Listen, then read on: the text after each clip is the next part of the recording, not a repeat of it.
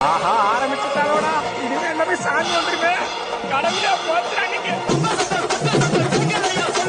ஐயோ ஐயோ. அப்புறம் என்ன போடு டான்ஸ் போடு. சரி